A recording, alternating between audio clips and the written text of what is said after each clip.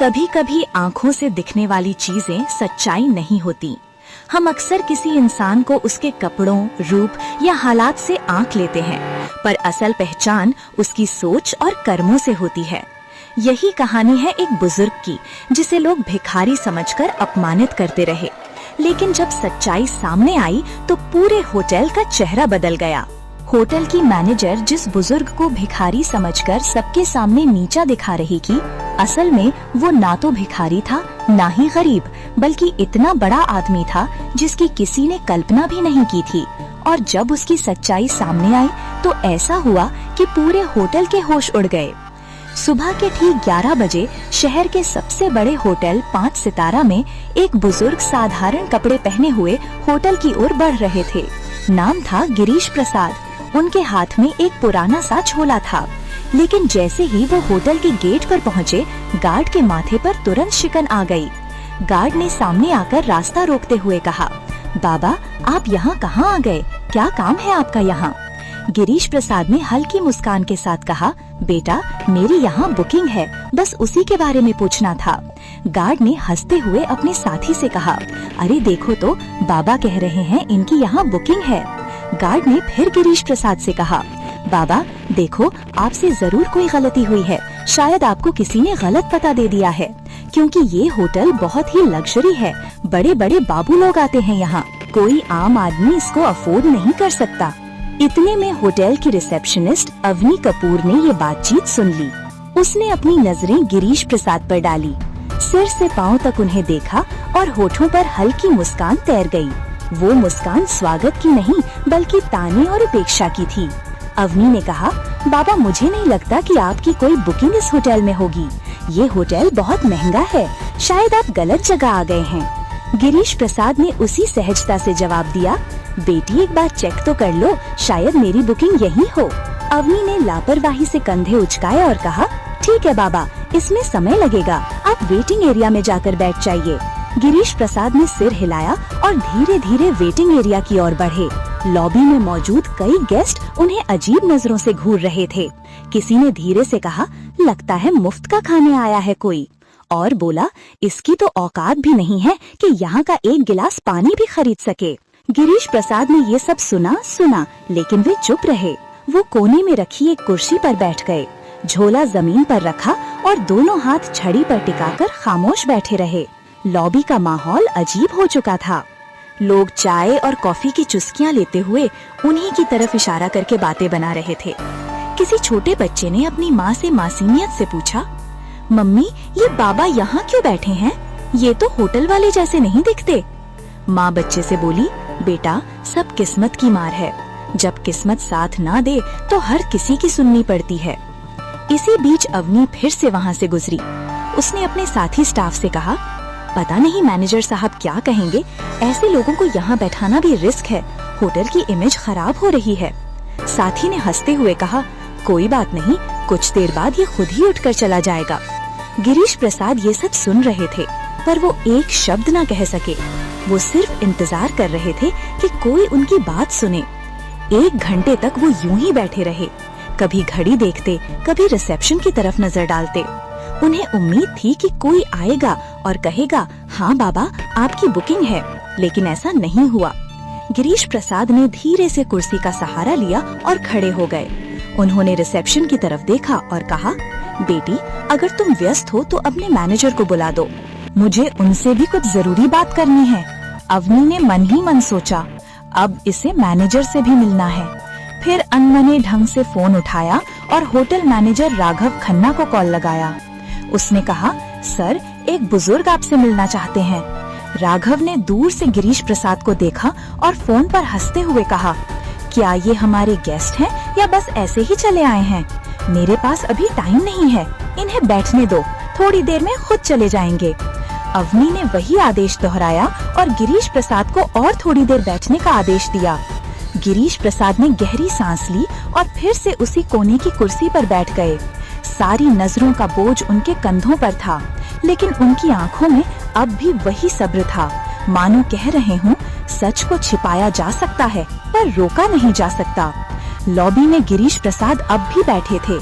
समय धीरे धीरे बीत रहा था, लेकिन उनके लिए हर मिनट किसी पहाड़ की तरह भारी हो रहा था। इसी बीच रिसेप्शनिस्ट अवनी कपूर दोबारा उनके पास आई। उसने रूखी आवाज में कहा, बाबा आपको थोड़ा और इंतजार करना पड़ेगा, मैनेजर साहब अभी भी बिजी हैं। गिरीश प्रसाद ने मुस्कुराकर सिर हिलाया और बोले, ठीक है बेटी, मैं इंतजार कर लूंगा। उसी समय होटल का मैनेजर राघव खन्ना अपने केबिन में बैठा हुआ किसी विदेशी क्लाइंट से फोन पर बातें कर रहा था। उसके चेहरे पर घमंड साफ झलक रहा था। फोन रखते ही रिसेप्शन से अवनी का दोबारा कॉल आया।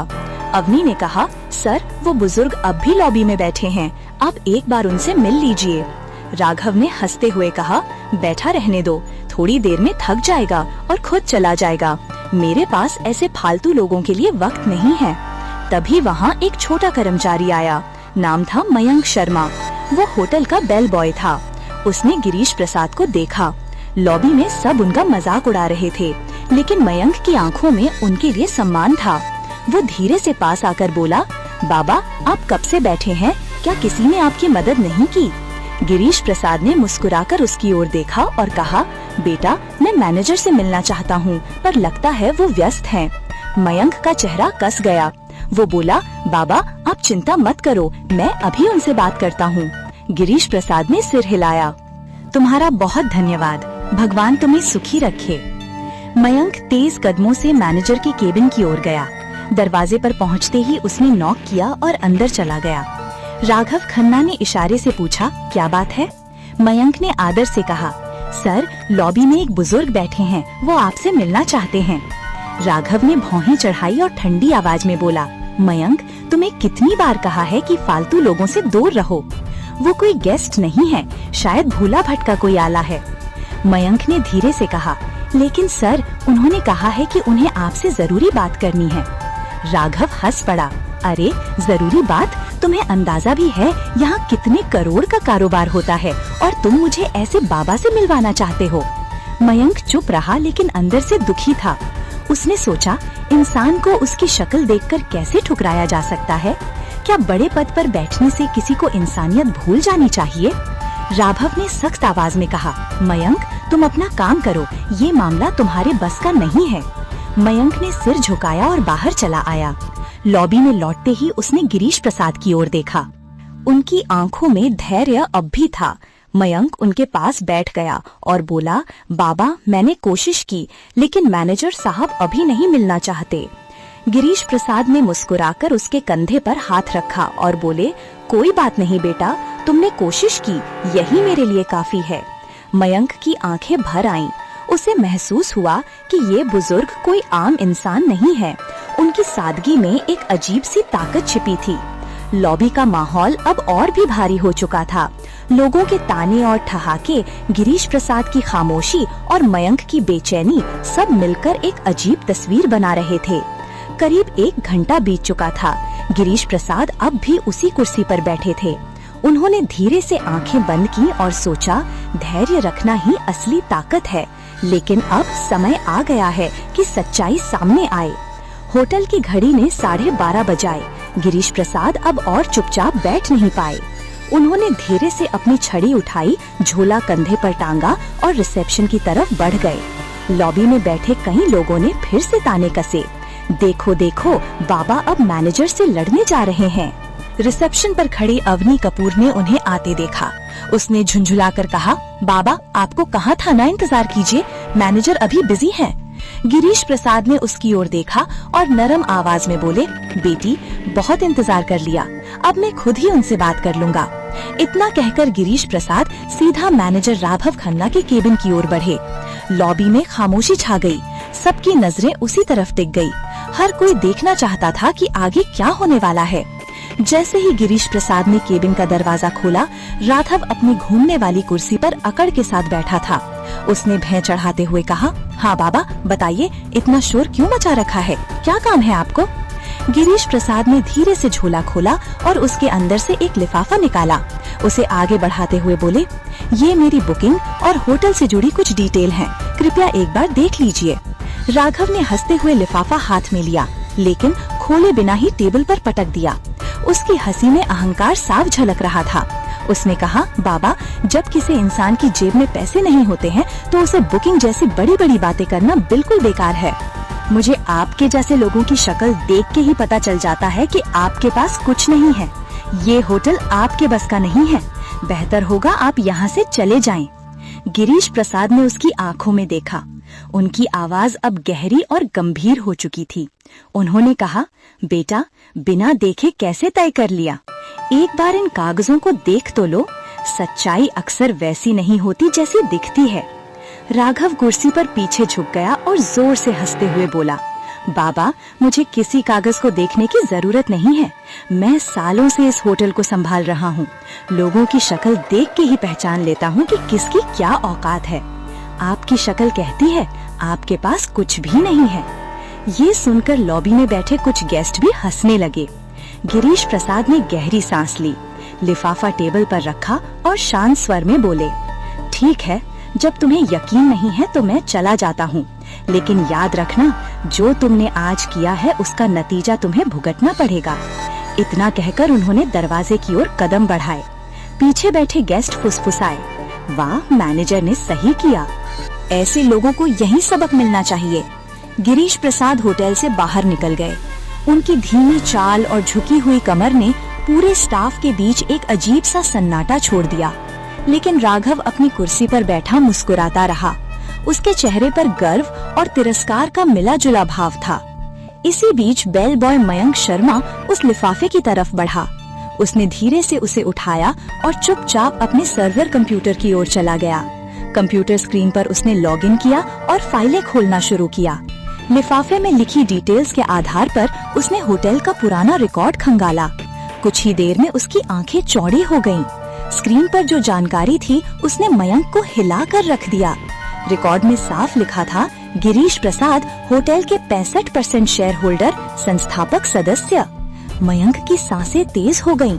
उसने फौरन प्रिंटर से रिपोर्ट निकाली।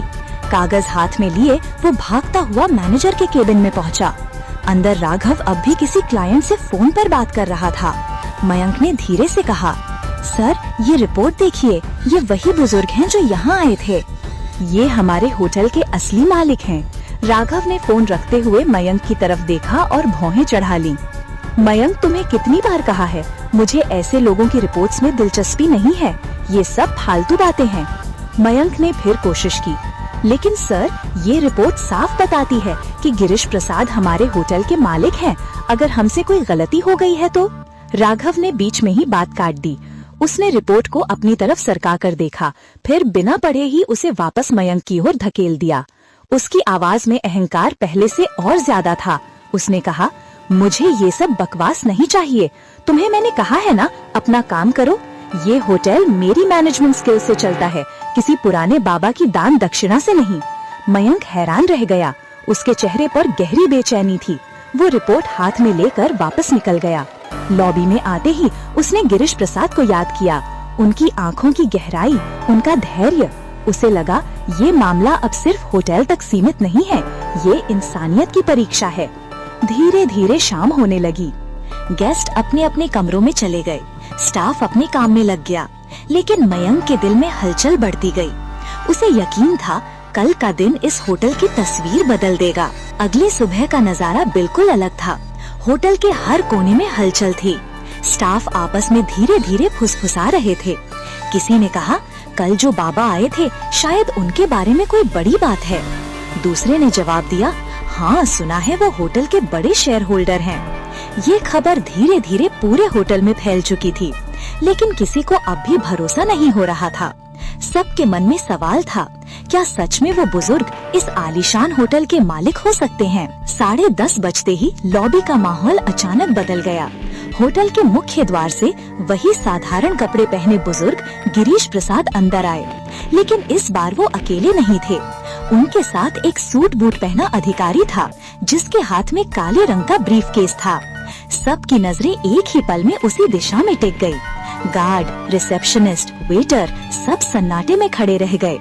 कल जिन्हें सबने अनदेखा किया था, आज वही शख्स होटल में किसी सम्राट की तरह प्रवेश कर रहे थे। गिरीश प्रसाद ने सीधे हाथ से इशारा किया, मैनेजर को बुलाओ।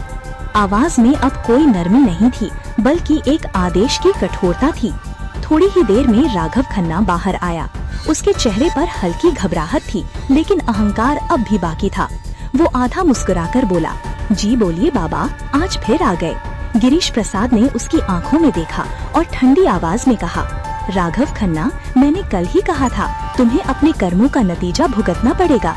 आज वो दिन आ गया है। राघव सकपका गया। उसने हंसी में बात टालने की कोशिश की।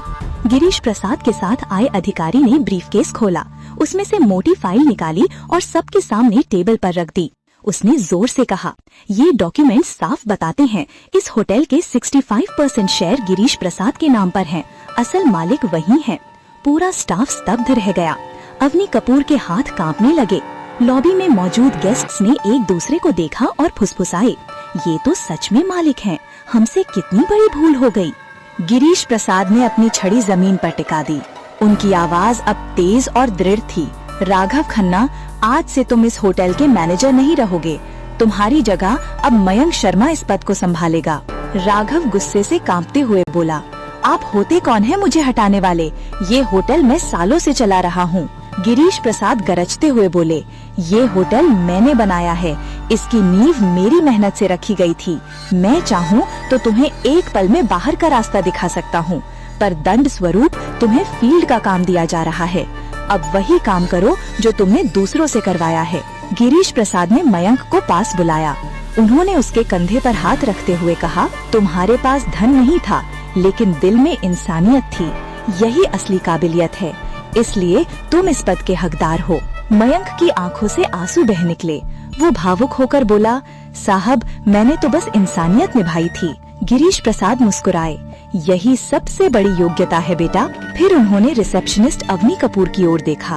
उनकी नजर इतनी कठोर थी कि अवनी कांप गई। गिरीश प्रसाद बोले, अवनी, तुम्हारी ये गलती पहली है, इसलिए तुम्हें माफ कर रहा हूँ। लेकिन याद रखना, इस होटल में कभी किसी को उसके कपड़ों से मत आंकना। हर इंसान की इज्जत बराबर है। अवनी ने हाथ जोड़ लिए और रोते हुए कहा, मुझे माफ कर दीजिए, आगे से ऐसा कभी नहीं होगा। गिरीश प्रसाद ने चारों तरफ देखा और ऊंची आवाज में कहा, सुन लो सब लोग, ये होटल सिर्फ अमीरों का नहीं है। यहाँ इंसानियत ही असली पहचान होगी। जो भी अमीर गरीब का फर्क करेगा वो इस जगह पर रहने लायक नहीं होगा। लॉबी में मौजूद गेस्ट्स ने जोरदार तालियां बजाईं। हर कोई गिरीश प्रसाद को सम्मान की नजरों से देख रहा था। जो कल तक उन्हें तुच्छ समझ रहे थे, आज वही उनके आगे झुक गए। गिरीश प्रसाद ने अंत में कहा, असली अमीरी पैसे में नहीं, सोच में होती है। अगर सोच बड़ी हो तो इंसान खुद ही बड़ा बन जाता है। इतना कहकर वो अधिकारी के साथ होटल से बाहर निकल गए। पीछे खड़े स्टाफ और गेस्ट्स देर तक उनकी ओर देखते रहे और मन ही मन सोचते रहे, मालिक ऐसा होना चाहिए जो दूसरों को उनकी इंसानियत से पहचाने, न कि उनके कपड़ों से। उस दिन के बाद होटल का माहौल पूरी तरह बदल गया। उस दिन के बाद उस होटल की दीवारों में सिर्फ आलीशान सजावट नहीं, बल्कि इंसानियत की महक भी बस गई। लोग कहते थे, गिरीश प्रसाद ने होटल ही नहीं बनाया, बल्कि इज्जत और बराबरी की नींव भी रखी। और सच यही है कि असली अमीरी पैसों से नहीं, बल्कि सोच और व्यवहार से पहचानी जाती है।